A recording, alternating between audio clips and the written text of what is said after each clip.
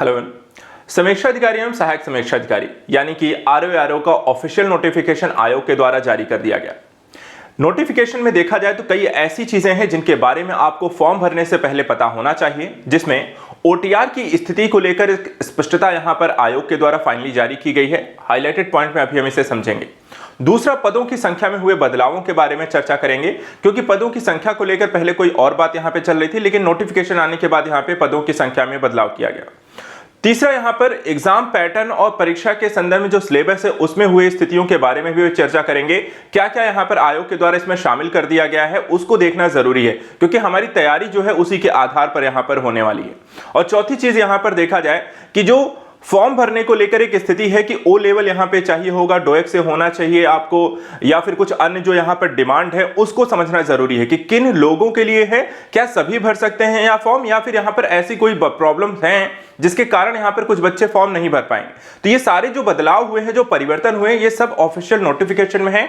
मैंने उनको यहां पे हाईलाइटेड कर दिया है, मैं आपको उन्हें समझा देता हूं। और फॉर्म भरने से पहले क्या होगा, इन्हें अच्छे से समझ लें, क्योंकि जब आप फॉर्म भरने जाएंगे तो आपको पता होगा कि एग्जैक्टली आप करने क्या जा रहे हैं। आप अपना समय तो नहीं खराब कर रहे हैं, क्योंकि एग्जाम की तैयारी के लिए आप यहां पर निश्चिंत होकर अपनी तैयारी में लगें। इसके लिए जरूरी है कि आपके पास सही जानकारी हो और पूरी जानकारी हो।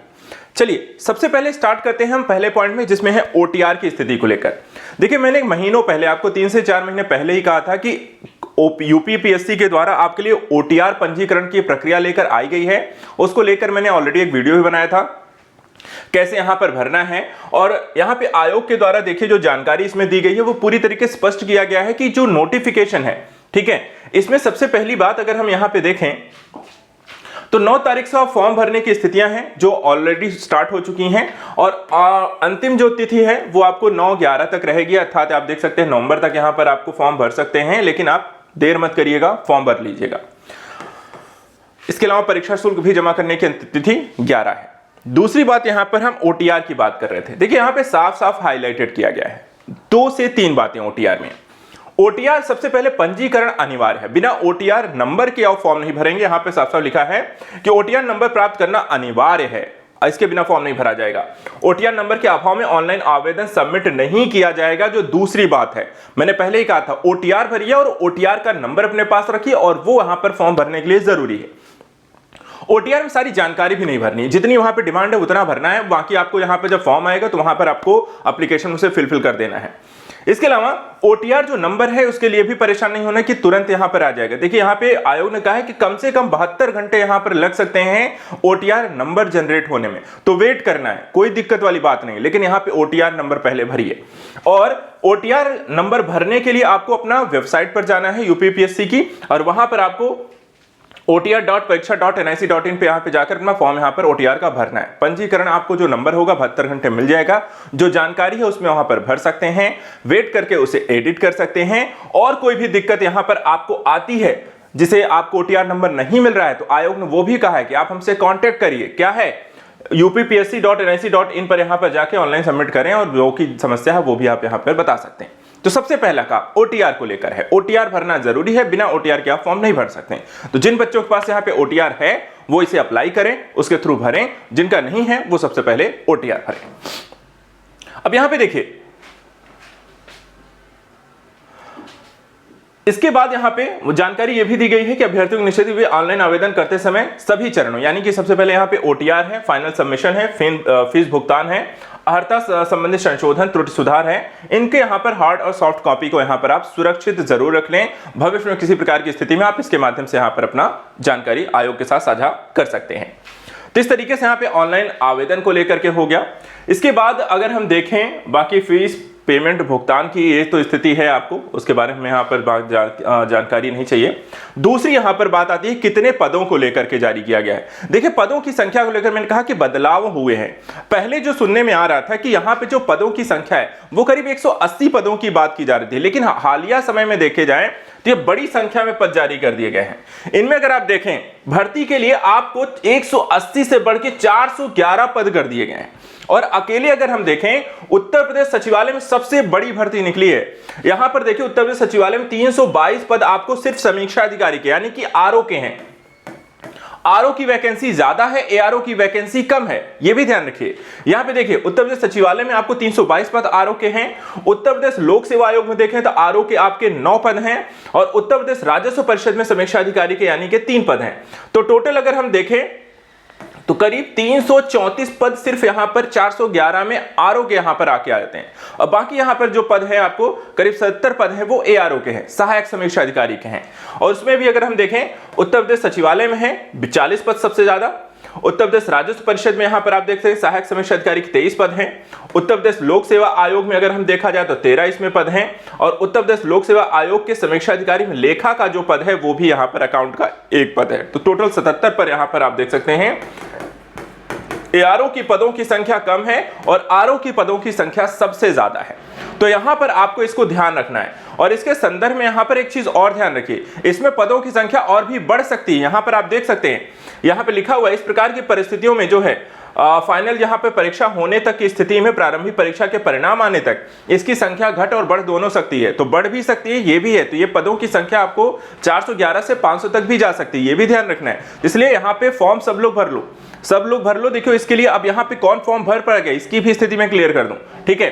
जो शैक्षिक अर्हताओं की यहां पर एक समस्या चल रही थी आपकी कि ओ लेवल होना चाहिए, कंप्यूटर की जानकारी होनी चाहिए, क्या यहां पर फॉर्म भर सकते हैं कि नहीं भर सकते। एक चीज मैं क्लैरिटी कर देता हूं, यहां पे देखिए फॉर्म सब लोग भर सकते हो, क्यों भर सकते हो उसको भी मैं यहां पर आपको बता दूं। देखिए यहां पे आपका एक पद लिखा हुआ है, क्या लिखा हुआ है, ये शैक्षिक अर्हता है, ठीक है। इसमें यहां पे साफ साफ लिखा हुआ, पहले चीज देखो समीक्षा अधिकारी के पद है तो आवेदन पत्र स्वीकार करे जाने की जो अंतिम तिथि है वो तो है ही है आपको 9 तारीख। लेकिन भारत में वित्त के द्वारा स्थापित किसी भी विश्वविद्यालय से स्नातक उपाधि या सरकार द्वारा मान्यता प्राप्त समकक्ष कोई भी अर्हता आवश्यक यहां पर आपके पास होनी चाहिए, और ऐसे सभी व्यक्ति यहां पर फॉर्म भर सकते हैं। तो एक कह सकते हैं जो कॉमन एरिया है जो आपको डिमांड की गई है सिर्फ आपका ग्रेजुएशन होना चाहिए। अगर आप ग्रेजुएट हैं तो आप इस फॉर्म को भर सकते हैं, वहां पे कोई भी प्रतिबंध किसी भी स्थिति में नहीं है। हां, पदवार स्थितियां कुछ परिवर्तन जरूर हुई हैं, लेकिन सहायक समीक्षा अधिकारी की स्थितियों में है। और सहायक समीक्षा अधिकारी में भी यहां पर देखा जाए तो ये आयोग या कह सकते हैं विभाग के स्थिति में होगा कि वो किसे लेंगे किसे नहीं लेंगे। वहां भी आपके लिए वहां पर कोई दिक्कत नहीं है, आप फॉर्म उसका भी भरे। तो आयोग की तरफ से यहां पर कोई समस्या नहीं है, आप सभी लोग फॉर्म भरो, ठीक है। अब यहां पे देखिए समीक्षा अधिकारी का है, समीक्षा अधिकारी सबसे ज्यादा पद है और इसके देख लिए अर्हता क्या है वो समझ लो। ये आपको तीनों ही स्थितियों में है, अर्थात कि उत्तर प्रदेश सचिवालय में भी है, उत्तर प्रदेश लोक सेवा आयोग, उत्तर प्रदेश राजस्व परिषद, तीनों ही विभागों में आपको पद इसके जारी किए गए हैं। और इसमें आपसे मांगा क्या है कि आप देखिए विश्वविद्यालय में स्नातक स्तर की उपाधि आपके पास हो और साथ ही साथ यहां पे मान्यता प्राप्त उसके समकक्ष यहां पे कोई अर्हता हो, और कुछ नहीं मांगा गया है। इसके अलावा यहाँ पे डोएक सोसाइटी द्वारा प्रदत्त ओ लेवल प्रमाण पत्र अवश्य अथवा इसके समकक्ष अर्हता यहाँ पर बताई गई है। और हिंदी टंकण में न्यूनतम 25% शब्द यहाँ प्रति मिनट होनी चाहिए। अंग्रेजी टंकण में भी यहाँ पे ज्ञान रखने वाले अभ्यर्थियों को अधिमान दिया जाएगा। तो ये सेकेंड अर्हता है कि ऐसा होगा तो आपको मान्यता आपको दी जाएगी दूसरों से अपेक्षा, लेकिन प्रारंभिक तौर पर देखा जाए तो आप यहाँ पे ग्रेजुएट होने चाहिए। ये आपको सबसे जरूरी एक पहलू है, ठीक है। इसके बाद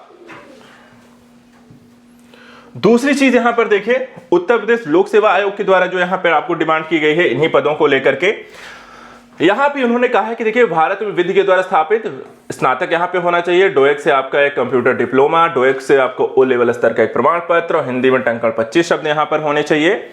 अंग्रेजी में भी आपको टाइपिंग आनी चाहिए। जो कि यहाँ पर देखो एक चीज और है, आपको यहाँ पर एक चीज टेंशन लेने की जरूरत नहीं। देखो ये फॉर्म क्लियर होते होते ना आपके पास टाइम है, अगर आपको सीखना भी है तो आप इसे सीख सकते हो। 3 महीने के कोर्स में आपको सिखाया जाता है सारी चीजें, 3-6 महीने में आपके एग्जाम क्लियर होते होते आपके पास सर्टिफिकेट भी आ जाएगा। तो आप इसे सीख भी दो, टाइपिंग नहीं आती टाइपिंग सीख लो, लेकिन फॉर्म जरूर भरो, ठीक है। जो समस्याएं हैं उनको निराधार करो, उसके लिए ये नहीं कि फॉर्म छोड़ के बैठ जाओ। बड़ी संख्या में पद है तो आप फॉर्म को जो भी चीजें नहीं है उनको सीखा जा सकता है। आप एडमिशन लो डोएक का, फॉर्म भरो उन सारी चीजों का, या फिर अगर आपको करना है तो उसको करो, ठीक है। तो ये सब यहाँ पर टाइपिंग है, टाइपिंग सीखो। इसके बाद सहायक समीक्षा के अंतर्गत यहाँ पे लेखाकर्म की बात की गई है, और इनमें यहाँ पर देखा जाए तो आपको समीक्षा अधिकारी, सहायक समीक्षा अधिकारी के संदर्भ में अधिमानी जो अर्हताएं आपसे मांगी गई हैं, जैसे कि प्रादेशिक सेना में न्यूनतम 2 वर्ष की अवधि वाले व्यक्ति को यहाँ पर प्राथमिकता देना, राष्ट्रीय कैडेट कोर के प्रमाण पत्र वाले व्यक्ति को यहाँ पे प्राथमिकता देना, तो ये भी बात यहाँ पर आपको की गई है। तो ये सब आपको जो शैक्षिक अर्हताएं हैं उनके बारे में हमने देखा कि आपके पास एक तो ग्रेजुएशन होना चाहिए, वो सभी व्यक्ति यहाँ पे फॉर्म भर सकते हैं। बाकी जो आपको अन्य चीजें मांगी गई हैं, जैसे डोएक से आपका ओ लेवल मांगा गया है, और साथ ही साथ यहाँ पर हिंदी टाइपिंग मांगी गई है, तो वो सारी चीजें आप सीख भी सकते हैं। उसके लिए आपके पास समय है तो उसके लिए समय गंवाना नहीं, लेकिन फॉर्म सबको भरना है, कोई भी यहाँ पे फॉर्म छोड़ेगा नहीं, सबको फॉर्म भरना है, ठीक है। एक तरफ से कोई दिक्कत नहीं है, फॉर्म भरिए जाके। इसके बाद देखिए यहाँ पे बाकी सारी आपको फॉर्म डिटेलिंग आपको दी गई है, जो चीजें हैं फॉर्म का आपको दायरा यहाँ पर आपको नोटिफिकेशन दिया गया है, जिसे आप देख सकते हैं क्या क्या भरना है क्या क्या नहीं भरना है। हम लास्ट में यहाँ पर आपको एक चीज और मैं आपको डिस्कस करूंगा, और वो है आपका देखा जाए तो सिलेबस और पैटर्न को लेकर के। देखिए सिलेबस और पैटर्न किसी भी तरीके के यहाँ पे कोई भी बदलाव आपको नहीं किया गया है, और जो सबसे अच्छी बात है, ठीक है, सिलेबस और पैटर्न में किसी प्रकार का बदलाव आपके लिए नहीं किया गया है। और इसके संदर्भ में अगर हम देखें तो यहां पर वैसा ही आपका पैटर्न और सिलेबस है, कोई चेंजेस नहीं है। प्रारंभिक परीक्षा में 2 पेपर आपके होने हैं, जिसमें आप देख सकते हैं प्रारंभिक परीक्षा में एक आपका सामान्य हिंदी का पेपर होगा और एक सामान्य अध्ययन का पेपर होगा। सामान्य अध्ययन की अगर हम पेपर की यहां पे बात कर लें, ये देखिए तो 2 घंटे का है, 140 प्रश्न होंगे, 140 का पूर्णांक यहां पर होगा, आपका वस्तुनिष्ठ प्रकार का ये पेपर होगा। और विषय देखें तो सामान्य विज्ञान, भारत के इतिहास, भारतीय राष्ट्रीय आंदोलन, भारतीय राजतंत्र, अर्थव्यवस्था, संस्कृति, भारतीय कृषि, व्यापार, वाणिज्य, जनसंख्या, पर्यावरण, नगरीकरण भारत के परिप्रेक्ष्य में, भूगोल, भारत का भूगोल, प्राकृतिक संसाधन, राष्ट्रीय अंतरराष्ट्रीय घटनाक्रम यानी करंट अफेयर्स, रीजनिंग आएगी, और उत्तर प्रदेश से रिलेटेड आपको टॉपिक 10 टॉपिक पूछे जाएंगे जीएस में। सामान्य हिंदी की अगर हम बात करते हैं तो यहां पे देखो सामान्य हिंदी के वही आपके 6 टॉपिक इसमें पूछे गए, एक्स्ट्रा कुछ नहीं पूछा गया है। 60 नंबर का पेपर होगा, एमसीक्यू टाइप का होगा, 10-10 यहां पर शब्द आपसे पूछे जाएंगे, 10-10 नंबर के होंगे, और इसमें विलोम, वाक्यवर्तनी, अनेक शब्दों के एक शब्द, तद्भव, तत्सम, विशेष विशेषण, पर्यायवाची शब्द। टोटल आपका प्री जो होगा वो 200 नंबर का होगा, जिसमें आप जितने अंक यहां पर लेकर आएंगे उतना ही यहां पर आपको ज्यादा नंबर मिलने वाले हैं। नेगेटिव मार्किंग रहने वाली है तो उसका यहां पर ध्यान रखें, 1/3 आपको कुछ जो अंक है वो आपको इसमें कटेंगे भी। इसके बाद मुख्य परीक्षा के पैटर्न में भी देखें तो बहुत कुछ बदलाव नहीं किया गया है। प्रारंभिक मुख्य परीक्षा में 3 पेपर आपके होने हैं, सामान्य अध्ययन जो कि एमसीक्यू टाइप का ही रहेगा, प्रारंभिक परीक्षा का जो पैटर्न है वो आपको मुख्य परीक्षा में भी वैसा ही रहेगा, बस यहाँ पर 120 क्वेश्चन आएंगे, 120 नंबर का होगा, जो 2 घंटे में ये पेपर आपको हल करना है। वहीं पर अगर हम सामान्य हिंदी के पेपर की यहाँ पे बात करें तो इसके यहाँ पे 2 खंड है। पहला खंड जो है वो सामान्य हिंदी के हिंदी में आलेखन को लेकर के है, और एक सब्जेक्टिव हो जो रिटन टाइप का आपका लिखा जाएगा, और 100 नंबर का यहाँ पर ये पेपर होगा, जिसमें गद्यांश का शीर्षक, सारांश इत्यादि को लेकर 21 अंक का क्वेश्चन आएगा। सरकारी पत्र जो होगा वो 15 अंक का आएगा। पत्राचार जो होंगे 24 अंक का आएंगे, जिसमें शासकीय और शासकीय कार्यालय, विज्ञप्तियां सब आपसे पूछी जाएंगी। इसके बाद इसमें पारिभाषिक शब्दावलियां आपसे पूछी जाएंगी, जिसमें अंग्रेजी से हिंदी, हिंदी से अंग्रेजी जैसी चीजें, मुहावरे हो गया, ये सब आपको यहाँ पे आना चाहिए। और इसमें देखा जाए तो आपको 10-10 अंक के ये आपसे पूछे जाएंगे टोटल, ठीक है। कंप्यूटर का ज्ञान, नॉलेज जो है वो भी आपको 10 अंक का आएगा। दूसरा जो है पेपर आपको हिंदी में ही दूसरा जो पार्ट है खंड 2 है, उसमें आपको देखा जाए तो व्याकरण पूछा जाएगा, और व्याकरण यहाँ पर 60 नंबर का आएगा। और इस 60 नंबर में 5 आपके टॉपिक हैं, विलोम, वाक्यवर्तनी, अनेक शब्दों के एक शब्द, तद्भव, तत्सम, विशेष विशेषण, सभी 6-6 शब्द पूछे जाएंगे। और इस तरीके से 160 नंबर का आपका पेपर 2 होगा, 120 नंबर का पेपर 1 होगा। एक हिंदी का है, दूसरा सामान्य अध्ययन का है, और तीसरा जो पेपर है वो है एसे का, निबंध का, ठीक है। यहां पे उसको भी मैं बता देता हूं। अब इसमें देखिए सामान्य हिंदी के बाद निबंध जो है 3rd पेपर है, 3 घंटे का होगा, 120 यहां पर पूर्णांक का होगा, 3 खंड देंगे, 3 खंड में एक आपको करने हैं। पहला खंड यहां पे देखिए, जिसमें आपको साहित्य, संस्कृति, सामाजिक क्षेत्र, राजनीतिक क्षेत्र में से एक यहां पर आपको चूज करके लिखना है। शब्द सीमा 600 है और 40 अंक का है।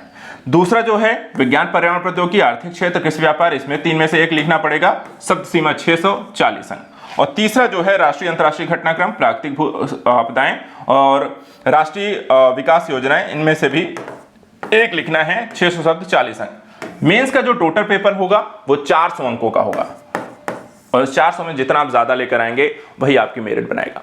तो इस तरीके से इस ऑफिशियल नोटिफिकेशन को मैंने आपको लिए यहाँ पर बता दिया है, इसको अच्छे से समझ लीजिए। सभी लोग जाके फॉर्म भरिए, कोई समस्या नहीं है, सबके लिए यहाँ पर आवेदन खुला है। और OTR नंबर जरूर यहाँ पर आपको चाहिए, और जो पद यहाँ पर क्योंकि बड़ी संख्या में और भी ज्यादा आ सकते हैं, इन सारी चीजों को ध्यान रखकर फॉर्म भरें, तैयारी करें मेरे साथ। आरओ को लेकर मैं ऑलरेडी आप सभी के साथ लगा हुआ हूं, तो आप सभी मेरे साथ यहां पे जुड़े रहिए। एग्जाम की प्रिपरेशन से लेकर आपके एग्जाम के सिलेक्शन तक मैं आपके साथ हूं। तो आज के लिए इतना ही। Thank you so much and good luck.